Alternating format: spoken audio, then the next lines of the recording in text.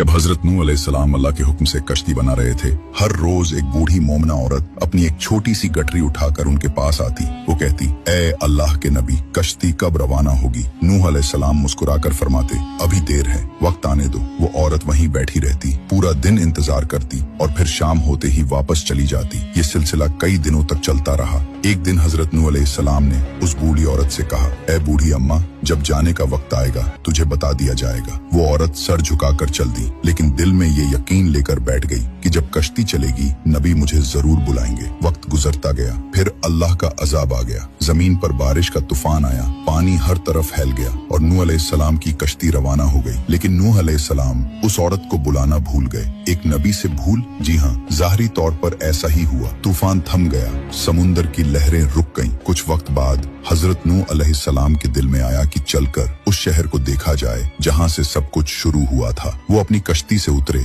और शहर की तरफ चले। जब शहर पहुँचे तो देखा हर तरफ वीरानी थी, तबाही थी, मगर एक कोने में एक झोपड़ी से रोशनी आ रही थी। एक दिया जल रहा था। नूह अलैहिस्सलाम हैरान हुए, इतना बड़ा तूफान आया, सब कुछ डूब गया, लेकिन ये दिया कैसे जल रहा है? उन्होंने जोर से अल्लाहू अकबर की तकबीर लगाई। झोपड़ी का पर्दा उठा। वही बूढ़ी औरत गठरी उठाए बाहर आई और बड़ी मासूमियत से बोली, या नबी अल्लाह, क्या कश्ती अब तैयार है? चले। नूह अलैहिस्सलाम की आंखें हैरत से फैल गईं। उन्होंने कहा, ए बूढ़ी अम्मा, तुझे कुछ भी पता नहीं चला? बूढ़ी औरत ने सादा दिली से जवाब दिया, क्या नहीं पता चला या नबी अल्लाह? नूह अलैहिस्सलाम बोले, इतना बड़ा तूफान आया, दुनिया डूब गई, बारिशें बरसी, लोगों पर अजाब आ गया और तुझे कुछ खबर नहीं? वो औरत बड़ी सादगी से बोली, या नबी अल्लाह, एक दिन बादल कुछ गरजे थे और हल्की सी फुहार पड़ी थी बस। नूह अलैहिस्सलाम ने आसमान की तरफ देखा और कहा, ए मेरे रब, ये क्या माजरा है? तब अल्लाह ताला ने हजरत नूह अलैहिस्सलाम पर वही नाजिल फरमाई,